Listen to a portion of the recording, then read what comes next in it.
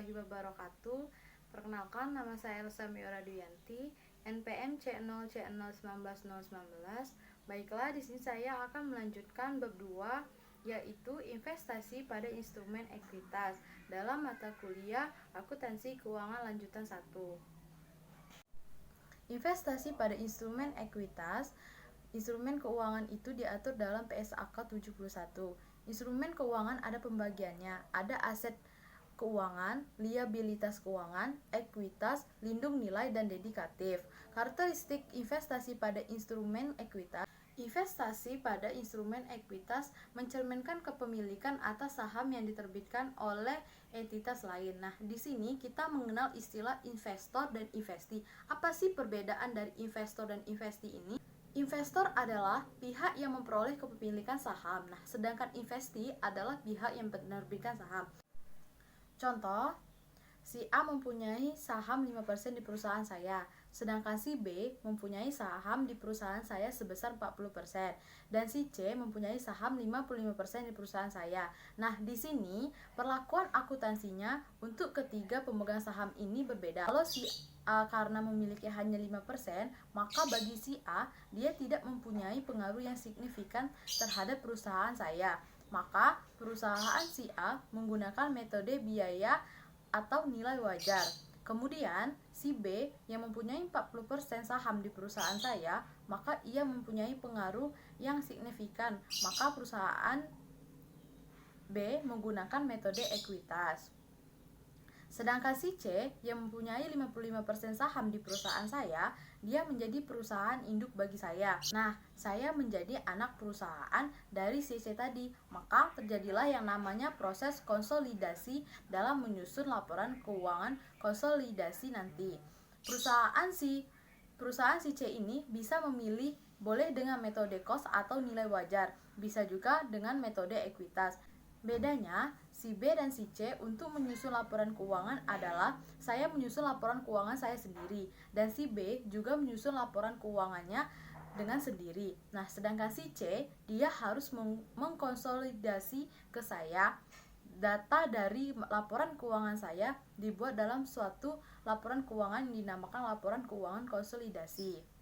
Selanjutnya adalah pengaruh signifikan. Nah, yang dinamakan dengan signifikan itu berarti memiliki kekuasaan untuk berpartisipasi dalam keputusan kebijakan keuangan dan operasional investasi, tapi tidak mengendalikan atau mengendalikan bersama atas kebijakan tersebut. Yang dimaksud dengan pengaruh signifikan tadi, kalau dia mempunyai persentasi kepemilikan 20% sampai dengan 50%, tapi kalau dia kurang dari 20%, maka pengaruhnya tidak signifikan. Tetapi keberadaan pengaruh signifikan tidak semata-mata ditentukan oleh persentase kepemilikan. Metode akuntansi atas investasi pada instrumen ekuitas. Jadi kalau dia memiliki pengaruh yang signifikan atau persentase sebesar 20-50%, metode yang kita gunakan itu adalah metode ekuitas.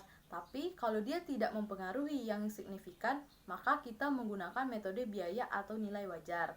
Metode biaya atau cost dan nilai wajar, di mana jika suara kita ternyata kurang dari 20%, artinya kita tidak memiliki pengaruh signifikan.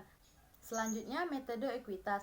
Jadi metode ekuitas disebut metode ekuitas itu karena nilai tercatat investasi mengacu pada nilai ekuitas entitas asosiasi.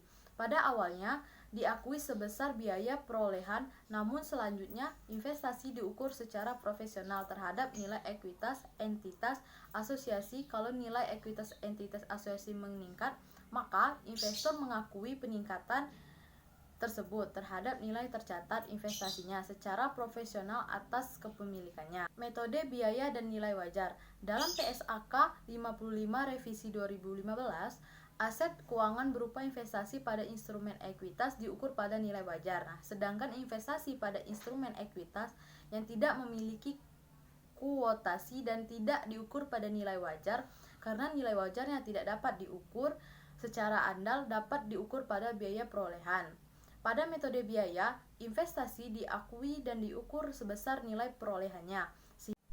Sehingga jika tidak dapat penambahan dan penjualan pada investasi tersebut, maka nilai investasi tidak akan berubah dan disajikan jika sebesar nilai perolehannya.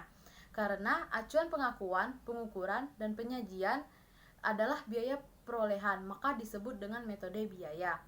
Sementara itu, pada metode nilai wajar, investasi awalnya diakui sebesar biaya perolehan.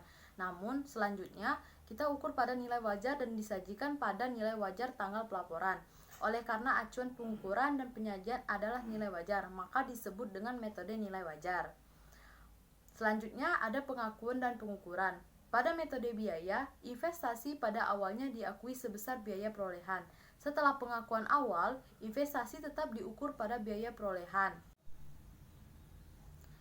Nah, ketika investasi mengumumkan dividen, investor mengakuinya sebagai pendapatan secara profesional atas kepemilikan sahamnya. Nilai investasi dengan metode biaya hanya berubah jika ditambah, dijual, atau mengalami penurunan nilai. Sedangkan metode nilai wajar, perlakuannya akuntansinya hampir sama dengan metode biaya, kecuali setelah pengakuan awal investasi diukur pada nilai wajar. Selanjutnya ada penyajian dan pengungkapan. Pada metode biaya, investasi disajikan tetap sebesar biaya perolehan yang juga merupakan nilai tercatatnya. Sedangkan pada metode nilai wajar, nilai tercatat investasi disesuaikan terhadap nilai wajar pada tanggal pelaporan sesuai ketentuan pada PSAK 55 atau revisi 2014. Metode ekuitas, pengakuan dan pengukuran. Berdasarkan PSAK 15 revisi 2014, investasi dengan metode ekuitas pada awalnya diakui sebesar biaya perolehan. Setelah pengakuan awal, investasi diukur secara operasional terhadap nilai ekuitas asosiasi. Perubahan atas nilai ekuitas entitas asosiasi diantaranya dapat terjadi akibat yang pertama, pengakuan laba atau rugi bersih entitas asosiasi atau meningkat atau menurun.